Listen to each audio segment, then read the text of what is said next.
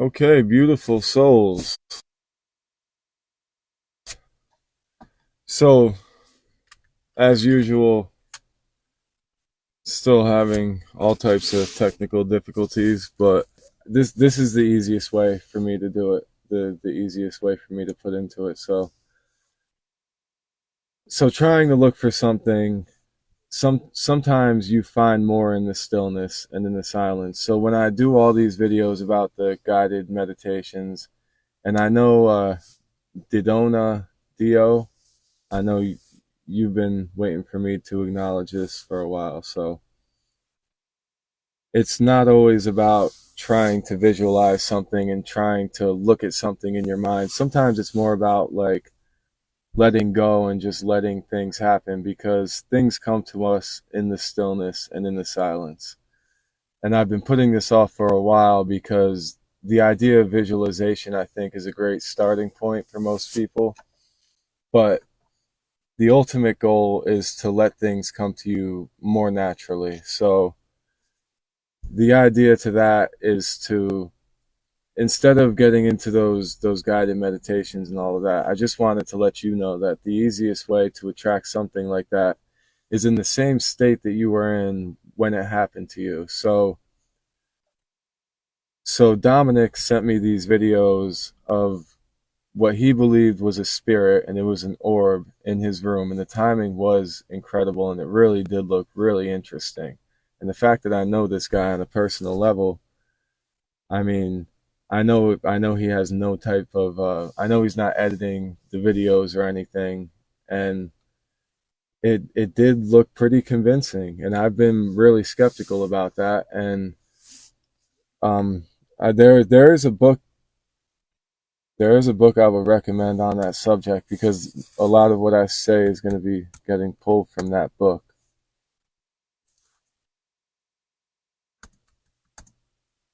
I don't remember the exact title though. I have it somewhere. Yeah, I should have prepared myself better for that.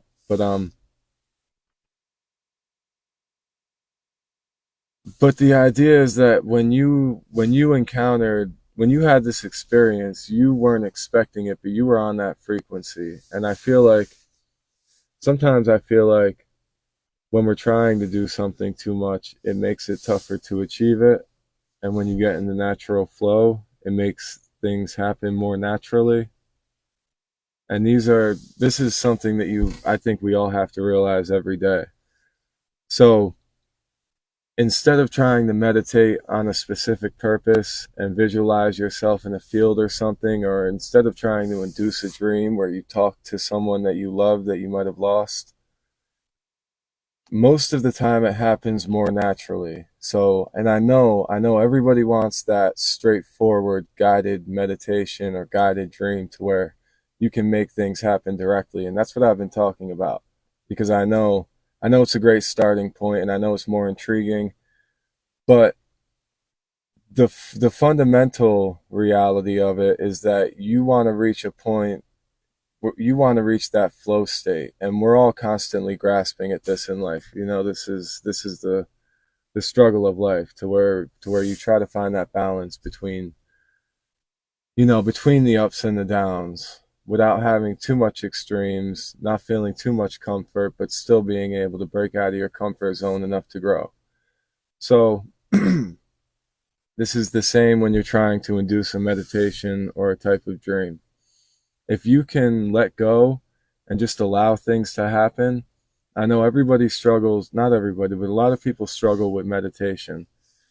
And they think that they have to sit there and let their mind go blank. But no, everyone says their mind doesn't go blank. And it's the same. It's like my kids when they told me they couldn't go to sleep at night. You know, they're like, I can't just go to sleep. You know, they're like, I'm wide awake. But the point is not to expect that to happen. The point is to just sit and let things happen. So when you're sitting in this state, instead of trying to specifically induce something, the best way to really attract what's closest to your vibration, from what I've experienced, is to just just be, just let go, just be, and whatever thoughts come to your mind, you don't have to fight with them, and you don't have to think, oh, I need to focus on something else, like don't think of those thoughts as a distraction. Just think of them as another wave that's passing, and let them come and let them go. You don't have to make them go. Let the next thought come back, and that's why focusing on breath and breath work can be so fundamental. And there's so many great breathing techniques. um I can even, I know I shared that one video about the different breathing techniques, but there's so many more I would like to link and share, and I'll do that in the future. But if you focus on your breath, it gives you a central theme. There was also like other little tricks, little triggers that I learned that did help me. Little things like you can count. You can try counting, just repeating the number one. Just repeat the number one over and over and over. Eventually you'll get distracted, like we all do, and that's when you come to those thoughts. That it's no big deal. You don't want to fight it. Let that thought come and go. But eventually you're going to realize, oh, I'm supposed to be counting. Every time that happens, move on to the next number, because it helps you keep that trajectory. It really helped me. So you're counting, you're repeating one, one, one. You can even count it with your breath, and then eventually you're going to realize, wait, I drifted off and I'm thinking about something else. Let me get back to it. Two, two, two. And I've gotten up into the hundreds. I've had hundreds of thoughts that interrupted my count. But eventually you get to a point where no those thoughts become like a blank slate. You get to a point where you're in that flow state, and you find yourself just either repeating this number, or you fall into whatever frequency you're on at that time. And if you're trying to attract a loved one, or if a loved one is trying to communicate with you, I really believe this would be the best state to be in. And I don't want to jump the gun on that, because I know you can obviously visualize someone in your dreams, and that's, like I said, that's what I've been an advocate of, and I'm gonna keep acknowledging that. But yeah, I should probably talk into the mic, which is down there. It's a trick. This isn't the real mic, and that's not the real mic back there either. The real mic is down here. But I don't even know if the audio is coming through that mic. Yo, if anyone, let me know how the audio is, how it sounds now. Hopefully that's better. If you're seeing this, let me know who you are and where you're from. I see eyes going up and down. 5, 6, 4, 3, 7. Uh, just hit the like, hit the heart. Um, I'm hoping Theo might come through again, but I know Cliff, you're out there. We got a lot more to talk about.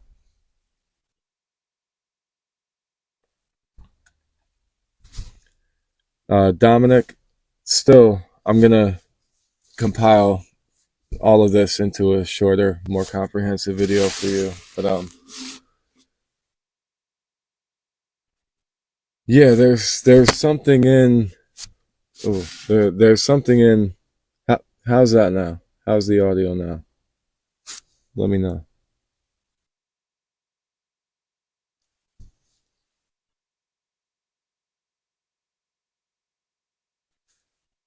Yeah, how is everyone on this Friday night? I'm exhausted. Oh, thanks, Erica. Okay, thank you. I'm gonna learn how to hook my real microphone up to my phone, because my phone's the best camera I got. That's the best microphone I got, but it doesn't hook up to the phone. I'm sure there's a way to integrate it though. So this tonight I promised Dominic a bunch of different things, and I wanted to get into it. What is that? There's a big moth in here. Oh, I can't wait to set up the new studio. But Yeah, I want to throw a link up here.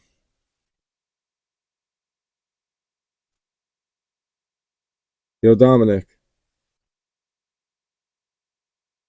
I got you, homie.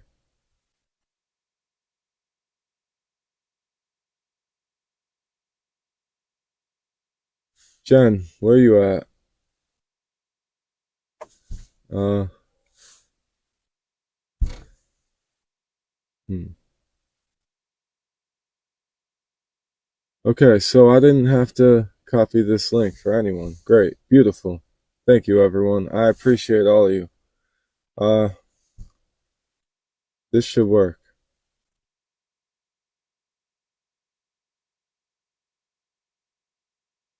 Okay, it's not working. Yeah, there we go. Okay, there should be. I think I just posted a link to the Dream Shop for the Dream Journals.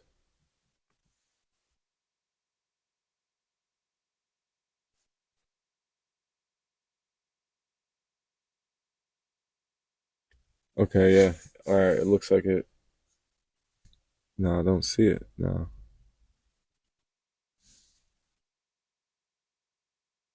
Let me know if you could see a link for a shop. Should be in there. Um, these things are so strange. There's no comments on the artist page here. There's only comments, or there is no comments on my homepage. Anybody, if you can tell, if you're watching from my personal page, not the Dreamkeeper page, leave a comment because I don't see comments there. I don't see anything there. Very strange. Okay. So the idea, yeah, the idea of blank notes. I don't think this is even on Instagram. Hmm, don't get it. I need I need guidance for Instagram. I'm not good with any of that. So the idea of unity, oneness, centeredness, silence to attract what you want. This is an ongoing theme in all types of theology. I know I know some of us were talking about that in the dream interpretation group. Yo, Cliff, I literally, yo, I knew you were gonna come through. I even like I was counting on it. Thanks, homie. The idea of trying to find center, the idea of finding everything in nothing or something in emptiness, it's an ongoing theme in all cultures. All cultures have stories that reflect this in some way. Passing by, okay, you know you can hop on if you want to, but man, I'm tired tonight. Uh I got a long weekend ahead of me, but it's been a good week. I took the kids to the fair and now they're at my mom's, so yeah, thank you. Throw some thumbs up. Yeah, throw some hearts up in the comments. Yeah, we took the kids to the fair. It was a great time. My daughter had her little boyfriend she was holding hands with, and my oldest son had a girl he was walking around with, and my middle son was kind of mediating between the two, but it was a good time. I just go for the food. I just go to the fair for the food. Yo, Cliff, I know we got a lot to talk about, man. It's tough because I got limited time on here, and I would love to do a longer broadcast on your X spaces. I need more training on that. Once I get moved into the new house and get settled there, things will be easier for me. I got a lot of research ahead of me as far as buying a home and all that. But Yeah, the idea tonight I promised I was supposed to be talking about how to communicate with a lost loved one. So mostly for Dominic, but he's not the only one that asked about it. So um I don't know how you feel, Cliff. How do you feel about trying to contact a loved one through dreams or through meditation? And when you I mean, I really believe once you enter a deep meditative state or a deep meditative trance, you are it's synonymous with the dream state. So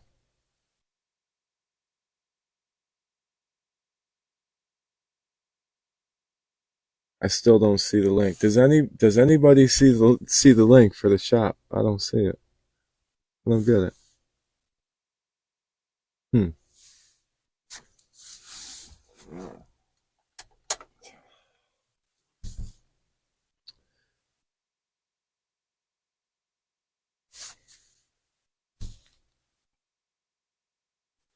Yeah, you feel like they come to you when it's necessary. So, and that's the idea. Yeah, that's where I wanted to get to because a lot of people ask me how can they talk to someone that they lost. So yeah, you said you've dreamt of lost ones and you feel like they come to you when it's necessary. Yeah. That's kind of the point tonight because everyone wants everyone wants the get rich quick scheme, which is the equivalent to like calling on someone. And there's so many people out there that you can pay to do seances. Like, am I in the mood for a session tonight? Tomorrow night you plan to do a space on X, might play live guitar songs, compositions. Yo, Cliff. Uh, I'm down for a session tonight, but I want to get this out. I want to get some of this topic out real quick. Me and you got a lot to talk about. Like a lot to talk about. There's so much to talk about. Let me get some of this out real quick. Definitely down for a session. Tomorrow night, I'm going to be busy most likely.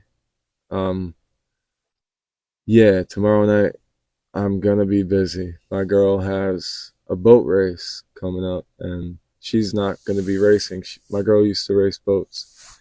So we're going to go watch the boat races. But yeah, Sisha, that's general. What do you mean that's general? So what I'm saying is people want a way people want to find a way to attract someone that they lost. And my point tonight, and I did put out some videos for like guided meditations and guided dreams and how to induce people and attract characters in dreams. But this is almost like this is my disclaimer here. Like my point tonight, and I'm gonna make reels out of this video. I'm gonna chop this up and take little pieces out of this. My point tonight is that the best way to do it, really, that I believe, is to just be in the empty state, to let them come to you, if it's willing. Although subconsciously, maybe you have to match that frequency. Sometimes I feel like you can create like a subconscious blockage by trying to induce something like that. It's similar to it's the mirror mask. It's looking for something right in front of you but not seeing it. And it represents the illusion of reality that we live in every day. But I know I'm going very broad and expanding and contracting with it. But the overarching theme is the paradox of reality. The yin yang, the emptiness, everything in the emptiness, all of that. Yo, Cliff, I know you had a poem about this, almost sort of like you were. I read one of your poems where it was like contrasting words, although the words were almost the same thing, but were opposites. Yes, the mirror mask. Yeah, I haven't seen that movie. I haven't seen that movie, but that's a great movie. And I mean, I literally haven't seen that movie since maybe we were living in that first apartment. And that was when I was what, like 18, 19, maybe 20. So it's been well over 10 years since I've seen that movie. But yeah, the theme of that movie, like, I feel like the theme of that movie was everything and nothing and everything. And it's really tough to explain the unexplainable. So that's why I feel like things like that, movies, songs, poetry, yeah, one of your favorites. Do you still have that movie on DVD somewhere? I remember I was curious about it and I looked it up and it was available to stream. I had to pay for it or something, but I don't know. That was a great one. I remember they had that Carpenter song. So beautiful, so creative. If anyone hasn't seen it, you should watch the movie Mirror Mask because it says a lot. But the idea, yeah, you fucking better have it. Yeah. The idea in the Mirror Mask, I believe, is like I said, everything in nothing and nothing in everything. When you have a mirror, the mirror might reflect the whole room, and the whole room is in that mirror, but it's really not. But it really is because it has to exist to be in that mirror. But if you shatter, you can't interact with that room within that mirror, but it exists there still. So like it is a paradox of reality that we call life. And I think you can't contemplate these things without life. But uh there's a great book about it. I have it okay right here. I might have recommended this book before, but it's incredible. It talks about MC Escher paintings and the the staircases and the melting clocks, and I think we've all seen this, optical illusions. And this book is great because it kind of woven throughout the scientific literature of it is the story of the tortoise and the hare. And the fact that the tortoise beats the hare is the paradox of reality that we all experience. That's why it's such a ubiquitous, universal story throughout time. Is because of it. I really feel like it represents so many other stories that all fall back to that same theme. Um, and this book is called Godel, Escher, and Bach. And I know I mentioned this in the first live, but we didn't really get into it. I need to drink this coffee, and I'm gonna light up. Yo, Cliff, what do you got tonight? What type of strain you working with, homie? Uh, hmm. Cliff, I wanted to ask you about when you said how cannabis helps to stimulate dreams or something, and you said you tested it. I want to know because, like, what book is it? Can you type it in the comments? Yeah, I could type it in the comments. I have to again throw another disclaimer out that this book is it's a hefty read. It is but it's called Godel, Escher, and Bach, The Eternal Golden Braid. The eternal golden braid is a concept in mathematics that was that was theorized by the mathematician Gödel.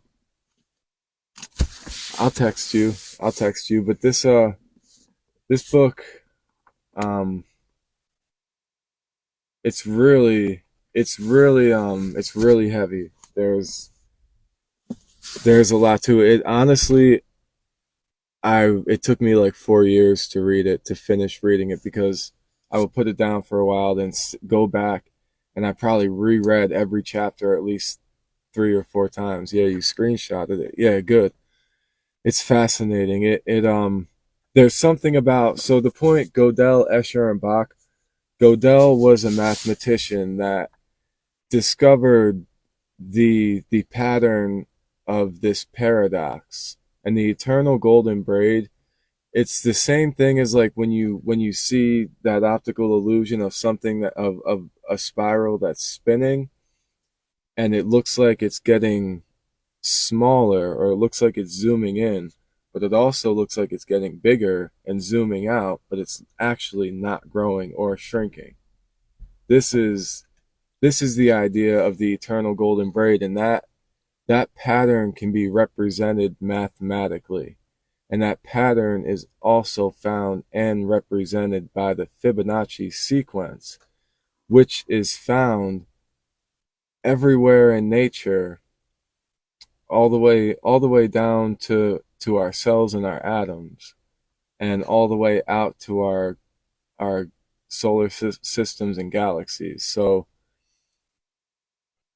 Gödel, that's the math. He kind of laid out the mathematical formula for a lot of that.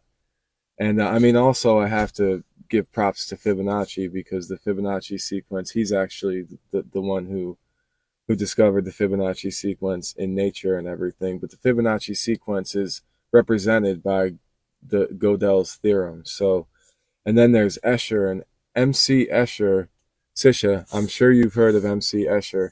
He's the painter that did the melting clocks and like the staircases that look like they're going somewhere but actually aren't going anywhere, and it's like optical illusions that trick the mind, and they make perfect sense when you look at them, but as a whole they make no sense. But obviously they go together. So it's strange things like that. It's represented in so many ways. But uh and then Bach, because the the musical measurements of Bach's greatest compositions were expanding and shortening, and you totally understand. Yeah. And that's the thing about this paradox of reality, is that even in the mathematical formula of it, it's not a solid formula. It is a an expanding, a shrinking and expanding formula. It represents the end with no end. So and so it so you say you totally understand, and I think it's intuitively we can understand these things, because as a paradox it doesn't logically make sense, although it does logically make perfect sense. It doesn't represent the everyday physical reality that we experience, but it's responsible for it. So I think we can't intellectually grasp it, but the more we try to intellectually grasp it, we get these feelings, these we can intuitively grasp it. And that's like one of the best feelings, and that's when you grasp the concept of infinity, and the concept of unity, and the duality in the unity, because and that's what the yin yang represents. It's a paradox, but it's my point, the entire point to that is finding the balance between trying to make things happen and letting things happen. And there's also, because it's a paradox, because if you're trying to attract something and then you tell yourself, okay, I'm going to visualize this thing subconsciously, and you might not even realize it, as much as you want it to happen subconsciously, you might be thinking, and you don't think this consciously. The point is subconscious. So there's a subconscious feeling that even though you're trying to make it happen, the reason you're trying to make it happen is because it's not happening, and it's not happening. So it may keep on not happening because you're trying to make it happen. And then the problem here is that, okay, so let go and just let things happen as they will, right? Okay, well, I'm telling you here to just let go and let things happen as they will. And the only reason you're trying to do that is so that you can make something happen. So there still may be a subconscious blockage in there. And this is where we get into that spiral staircase, that that paradox. And I think maybe maybe like observing it is what maybe observing it can create resistance for some people. I was talking with someone the other day who said, all right, I don't want to go off on tangents, but I was talking to someone the other day who said how I might have to light up for this. And he might even be watching. Yo homie, I don't remember your name, but let me know if you're watching. You don't know, everything for you has been falling into place perfectly. Isn't it incredible? That's when you're in that flow state. And yeah, that fine balance between making things happen and letting things happen. And is there a difference? And yes, there is, and no, there's not, at the same time. So, yeah, things fall into place. And it's like every day we ask why and how, and every day we're shown why and how. But we're never shown why and how what we're asking at that moment. We're shown why and how things we asked in the past, if you know what I mean. It is amazing. Yes, it really is amazing. I always think about, like, how would the 12-year-old me feel about where I'm at now, and I'm pretty damn proud and pretty damn happy and grateful because as a kid, you never know what can happen, and the future can be bright, but it can also be dark. And, you know, as sad as life is, it's also so beautiful and amazing. And when you're in that flow state, you know, you can appreciate it more, and it creates that that it's like self-feeding. It starts to compound, and things just fall into place more. It's amazing. Are we being guided, or are we guiding ourselves? Is it neither, or is it both? Yeah, these are things I think it's important to think about. This is why I didn't make a full, like, edited video about it, because oh, Cliff, you got Gorilla Glue hybrid cannabis Docombos with private reserve ocean grown indica, yo homie, and sativa strains like Blue Dream among others. Damn. All right, well, I got I got some gelato here. It's it's not bad. I didn't bring the jar out to show you, but it's some good stuff. That sounds amazing though. Damn, homie. You know, like I always say, I can't wait to visit Cali. It's gonna be a good time. One day we're gonna make it. Either this merch is gonna take off for me, or the YouTube ad revenue, or Facebook. And Cliff, I was looking into it, man. Cliff, Facebook monetizes. I'm already monetized on Facebook for a few things. Only thing I don't have yet, I think, is in-stream ads, but I get paid for Reels ads, and I also have the stars. If anyone sees the stars up there, I don't expect any of you to use them, because those stars, you have to like buy stars and then to be able to give them to people. Someone sent me like 50 of them, and that's like, I think it's like 50 cents. It's like one star is like 1 cent, but that was cool, and I appreciate that. But I don't. I mean, Facebook really pushes creators to try to get people to send stars because Facebook gets like a small percentage of that payment. But I don't. I think it's like I feel too spammy. I don't want to ask people for stars because you got to go in and buy them. And Facebook gives me videos to share. It's like help people buy stars and share this video and show them how. And I'm not gonna do none of that. But I appreciate it. So Cliff, yeah, there's ways to get monetized. Which strains? Oh, Sisha, you said you felt lost and then just kept trying to manifest and go with the flow. Yeah, yeah. It's about letting go. Sometimes, you know. Sometimes it's about staying focused. Sometimes it's about letting go. And you know, sometimes you gotta zig when you feel like zagging, and vice versa. You know, and me too. Sometimes it's like when I was trying to visualize a phone in my dreams. It was like that.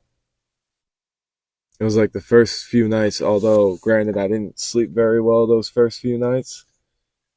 Uh, I actively tried to induce it, and then the next few nights I got a little more sleep, and it just happened. You know, it's incredible. Which strains are my favorite?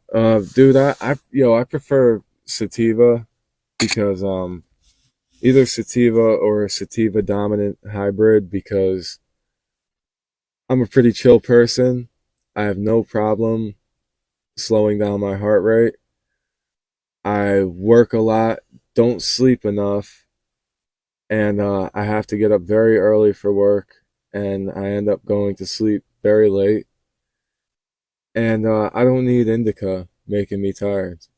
One day when I get rich, I'll sit in a hot tub and just zone out with some good indica. But right now, this point in my life, sativa is my go-to. So like sour diesel brings me back, and I love it when every time it comes around. I make sure I snatch that up. Good for Cliff. Share the wealth with Bruja. Yo, Sisha, Cliff lives in California, and one day I'll make it out there. Yeah, that would be nice. But honestly, I get some good deals and I get some good stuff. I'm not mad at all.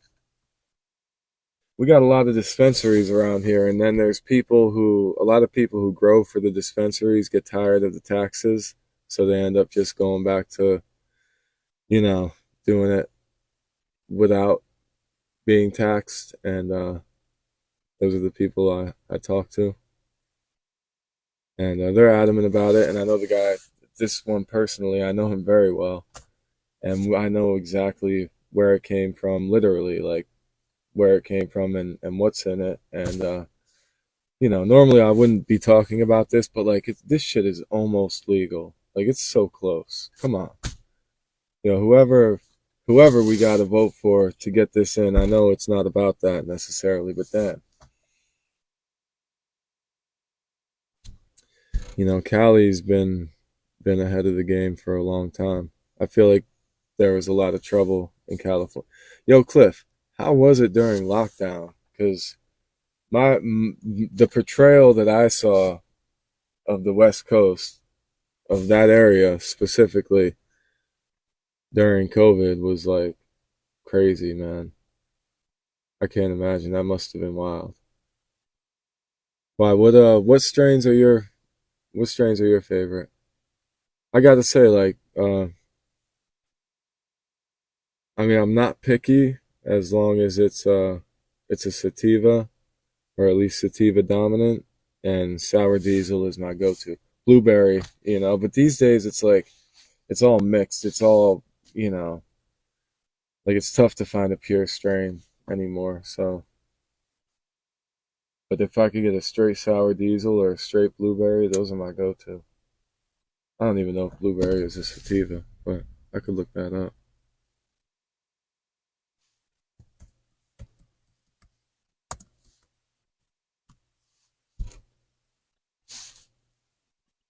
Nope, blueberry is indica. Well, every time I got blueberry, it was delicious and I enjoyed it.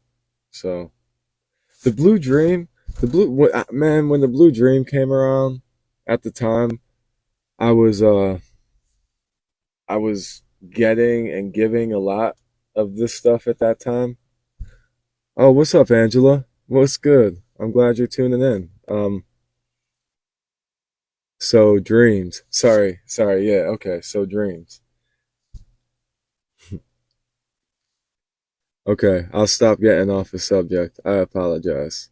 Uh, yo, but Cliff, yeah, we'll do that spaces thing, and we'll definitely spend some more time chopping it up on there about that. So dreams, yeah, I mean, I do have these questions laid out from like fucking like 4 weeks ago that I never answered. Some of them are too much. So dreams. Angela, you didn't miss anything. You missed a bunch of rambling about infinity and all that. But Cliff, how about what did you miss? Well, let me go back over everything I just said. Yeah, I don't mind. Tonight I wanted to talk about because I've been putting up so much videos about trying to induce dreams and trying to attract things and trying to visualize things. And I get a lot of feedback from these metaphysics communities and all that about how letting go and not visualizing and oneness and unity. And a lot of them think like I'm portraying duality and separation too much. And I get it. And I get it. So like tonight, someone was asking me how to contact a loved one in their dreams. That's the idea. This guy I know, he said he didn't care if I shared it on my live and talked about it. He said he would go back and watch it. So it's okay for me to talk about it.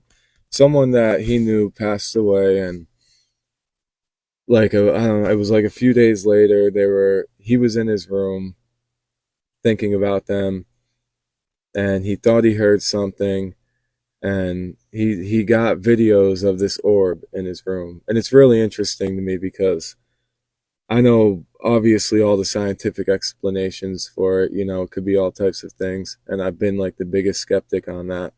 But I know this guy. I know he's not about no trickery, and these videos were pretty convincing, and I could share them, and they're very interesting. And the one does look like it went right out his window, and it's either a great coincidence or it's legitimate, and maybe it's both. I don't like. So he asked me how he could attract someone in a dream or otherwise. And like, although I'm not a medium or, although I have taken part in some seances and stuff, and me and my girl were just talking about last time we were in Salem and we got the tarot card. Well, she actually didn't even break out the tarot cards, but she had a seance to do afterwards, and that lady was a joke.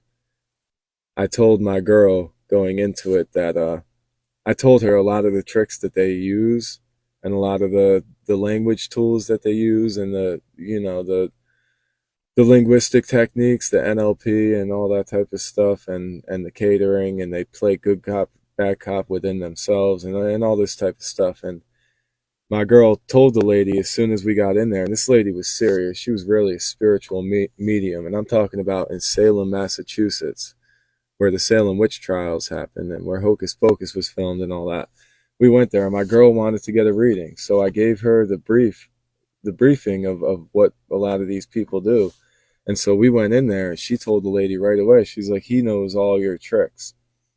And so the lady, like right there, you could see her whole posture changed. Like she kind of shrunk down right after that, and so she started asking us the most generic, general questions that anybody would ask you when you sit down with them.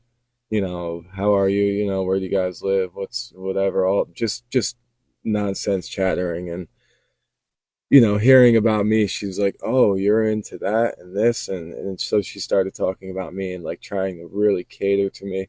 Probably because she's thinking I'm the one that was paying for the session because I'm the male, and I did, she didn't want me to call her out on too much.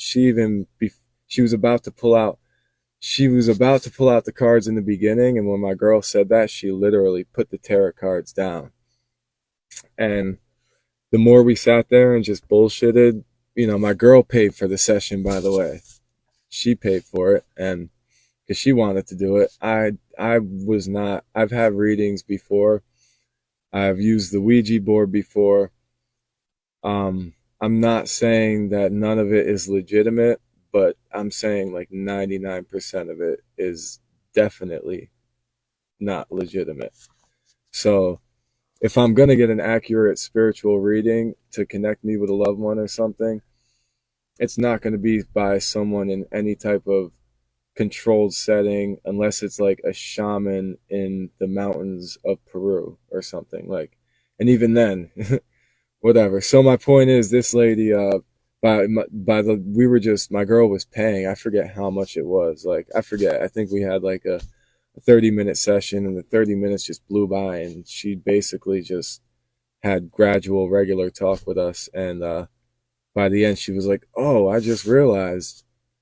She's like, "So what happened?" Yeah. So literally, like she was just asking me questions about myself, and she's like, "Oh wow, you're so special and all this stuff." And my girl sitting there, she was getting more and more red faced as time went on, and I'm like, I don't know what to say. Like this lady, she's trying to cater to me, and I didn't want to call her out on any of her things. I literally told my girl going into it, I said, go along with it, have fun, let her do what she's gonna do, But right away, she's like, he knows all your tricks, and I'm like, damn.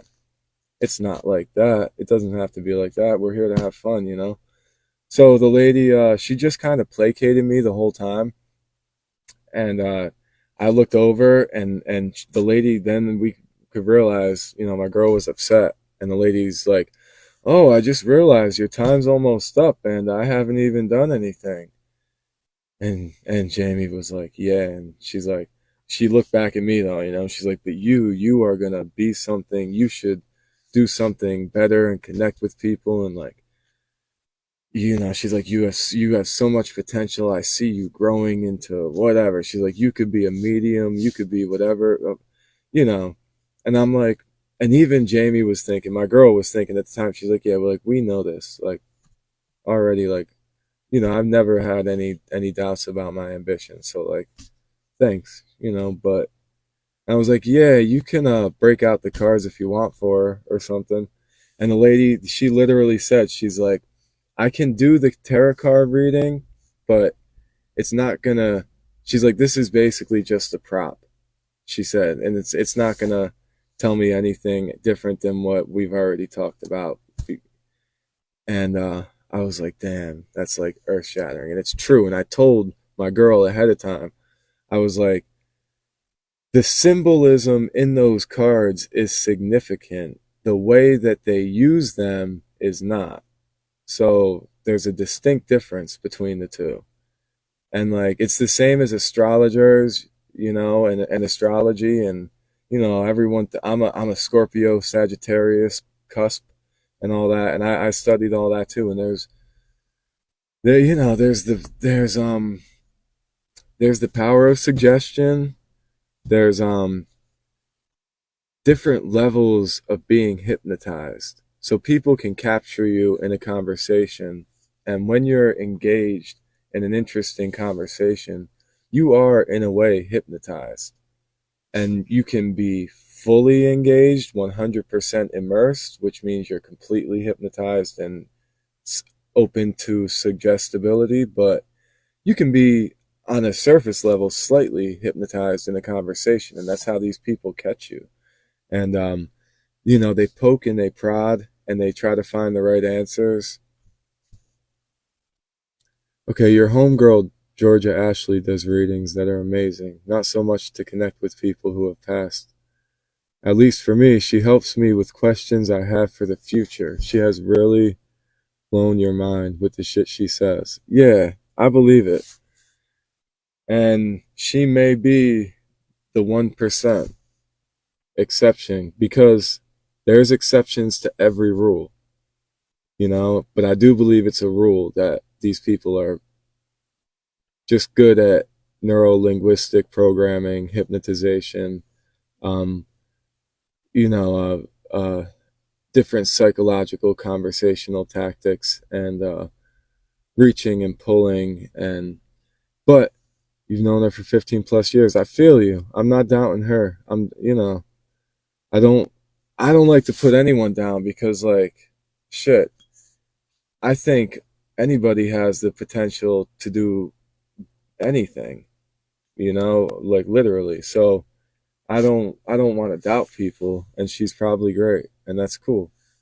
And I don't doubt the possibility of it either, because you said she helps you with questions you have for the future. I have no doubt that I've had dreams of what was going to happen in the future based on every fundamental belief that I have. There is a way to connect with different time zones, different spaces, and different times. And I think it's really, and I juggled this for a long time, but I really think there's no way to argue that. Um, you know, how to connect to them, you can argue all day about how you're gonna do it, but to argue and say it's not possible, it's you can't. It's a really tough argument to make. I do believe that some people are just tuned in. I do believe some people are just tuned in, for sure, for sure. I believe that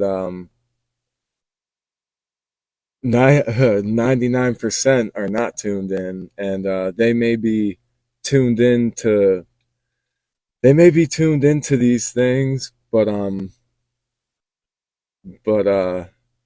that, just being tuned into spirituality in general enough to be convincing.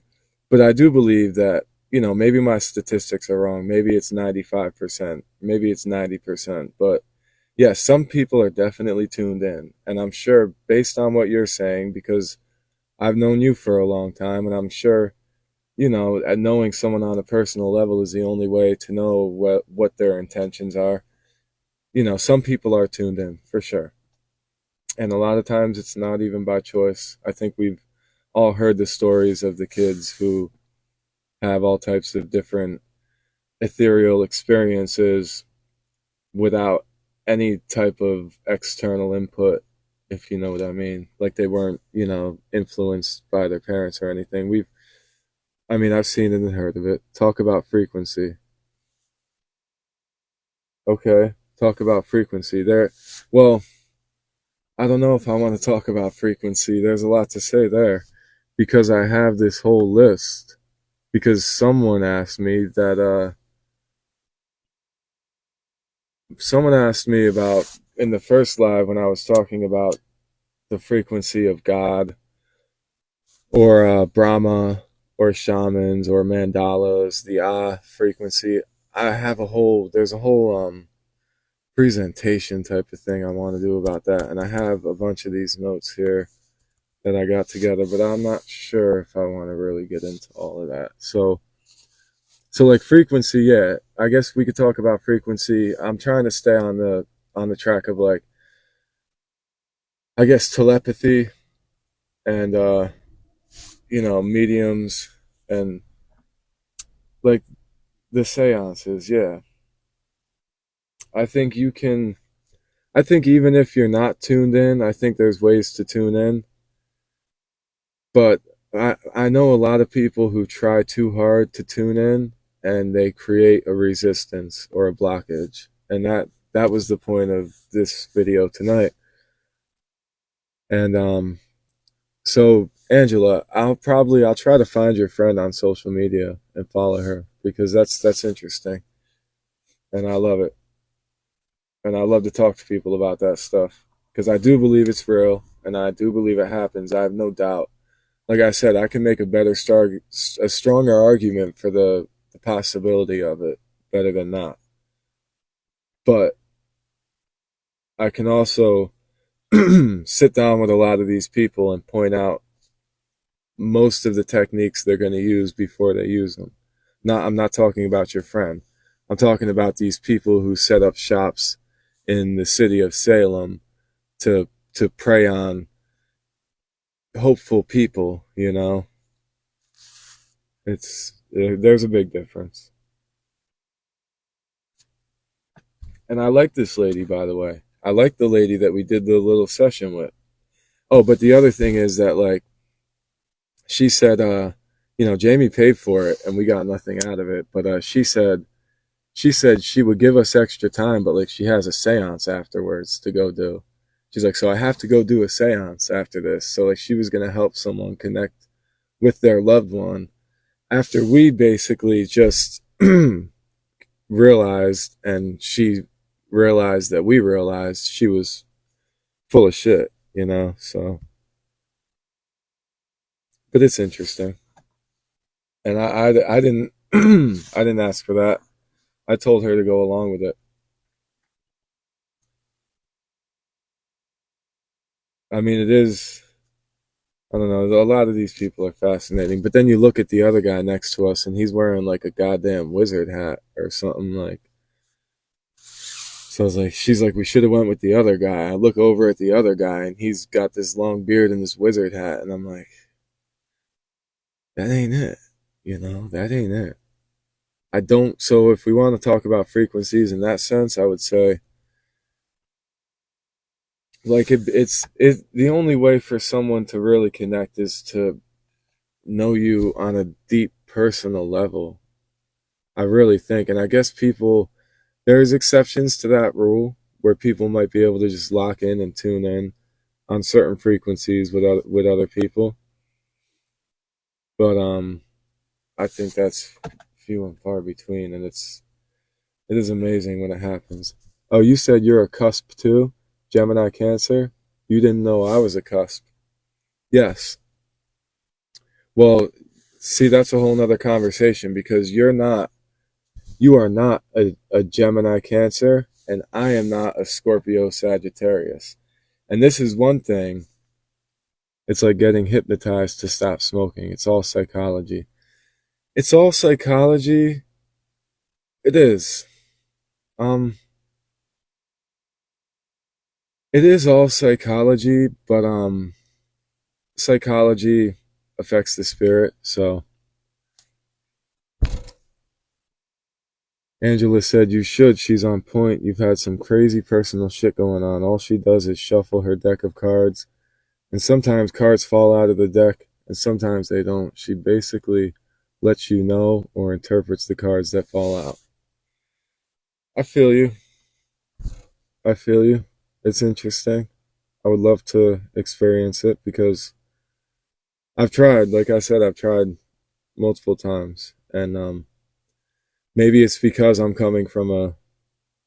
See, the thing is, I didn't go into this stuff with a skeptical point of view. I was actually really into all this stuff for, I don't know, 4 years, 4 or 5 years when I was, like younger. And then like learning the other side of it. There's a great guy named James Randi, and the amazing James Randi, and he was a magician.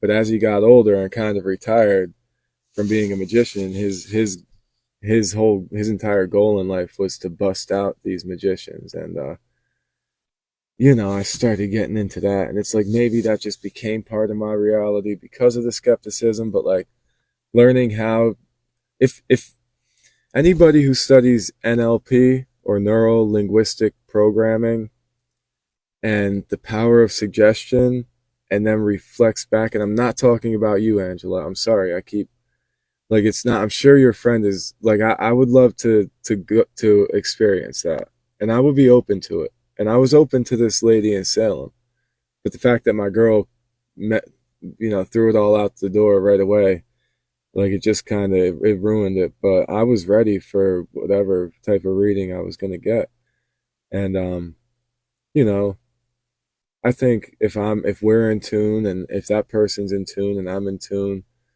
just like when you try to hypnotize someone. Some people can't be hypnotized. Someone tried to hypnotize me once. It never worked.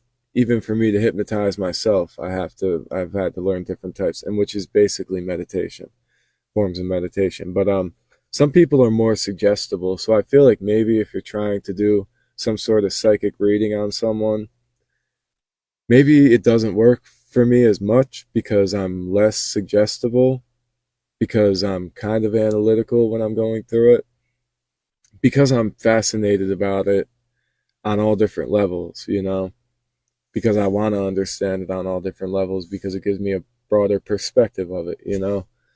So maybe I'm less suggestible. And then I've tried different types of ways to hypnotize people, and little things work, you know, strange things like the power of suggestion. Sometimes you could tell somebody like you know, think of a shape. You could tell them think of a shape, you know, not a square. Think of a simple shape real quick, not a square. And you're doing this. And like the more people you'll notice 9 out of 10 people are going to say circle right real quick. If you don't give them enough time to think and you just give them this motion of suggestibility, the fact that you're making a circular motion, maybe like 8 or 9 out of 10 people, because I've tried it and I do it with my kids too.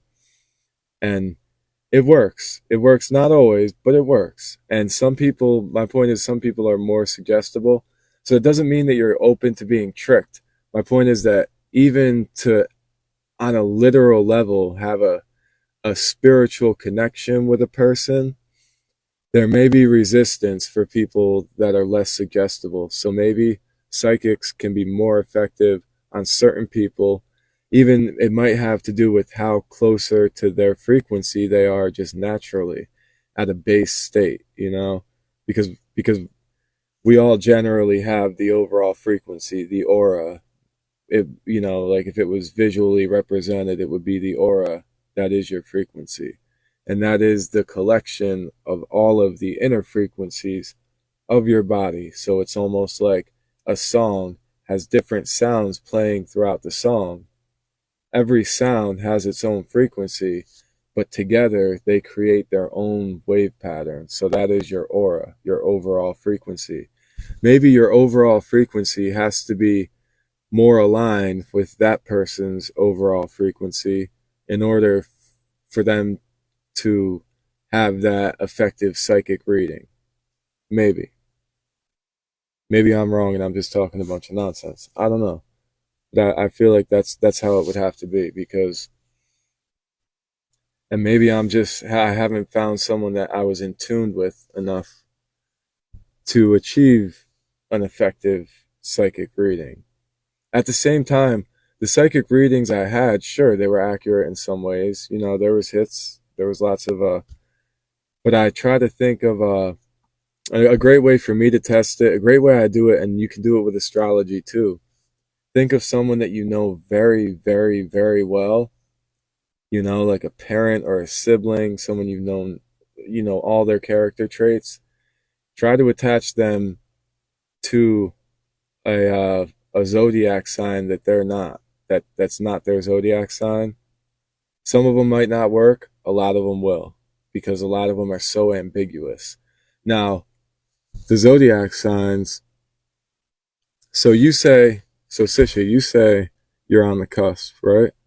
And I'm on the cusp too, if you actually look it up. But my issue, and I made a song about this called "The Zodiac Killer," and my point with that song, and this shattered a lot of it to me because I was fascinated with astrology too, and I want it to be real. So my disclaimer for this is that if you believe in astrology, you have to understand the zodiac is based off of 13 a 13 pattern symbol. So there are 12 signs in the zodiac. This zodiac that we all read and we all follow is from the oldest form of this zodiac dates back to, I think it was either 8,000 or 10,000 years. I think it was 10,000 years ago, which was 8,000 BC actually. And it was a pagan zodiac, and it had 13 symbols. and where there are 13 constellations that orbit up in the sky. During the time throughout the influence of the Catholic Church, they they dropped the calendar, and they dropped the calendar into a 12-month calendar.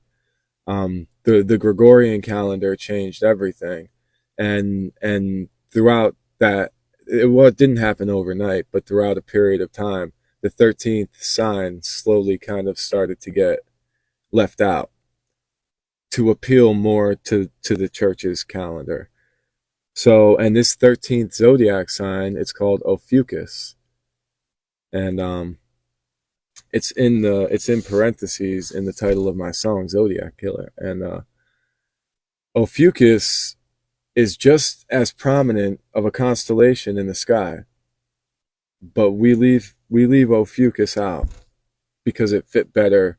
And there are still some very, very old cultures, and I mean, I don't want to sound stupid, but I know for a fact that there are some countries that still practice.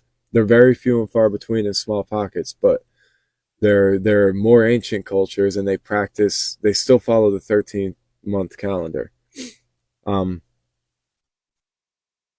the uh, the Gregorian calendar, there was the Julian calendar, the Gregorian calendar. It none of it followed the original zodiac. Yeah, I've told you this before. Yeah, so it's a shame. Like, it's because a lot of these groups that I follow, people do astrology readings all the time, and like every time I see it on Facebook, I hit the little buttons to say show less of this, because I'm like, I am so tired of seeing this, because it's definitely, no matter how you look at it, it's wrong.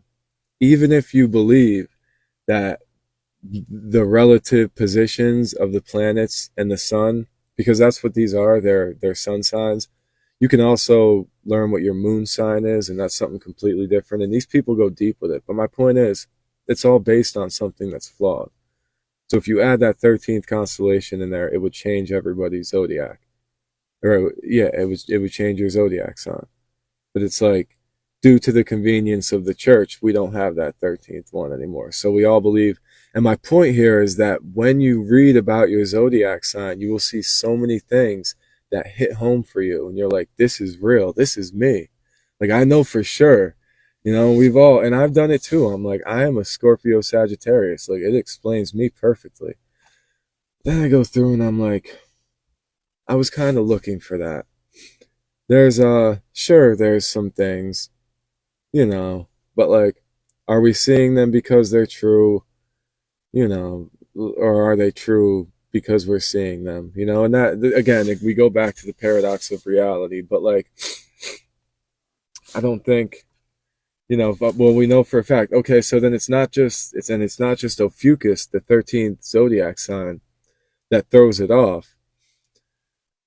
Even if we were following the 12-month zodiac from the beginning, and it is what they think it is, if you look up your sign and where the sun was when you were born, which is the way to read your sun sign, it's one of the many different astrological measurements that you can make. But this is the main one that most people base their sign off of. Um, it's where the sun was based on. So they say that, if I'm a Sagittarius, then the sun was in front of the Sagittarius constellation when I was born. That, according to what I look up online, that's what everything says. I was Scorpio Sagittarius cusp. Yeah, you said, so if you're a Gemini Cancer, you feel like you have traits of both, but you could easily be a different zodiac, and then you would psychologically relate to that as well. That's my point. That's my point. And it's a tough pill to swallow, even for me. Because like I said, I'm like, the Scorpio Sagittarius cusp does explain me perfectly.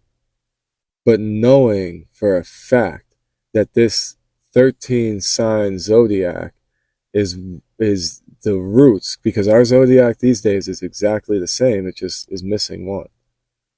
And we know that the church changed the calendar.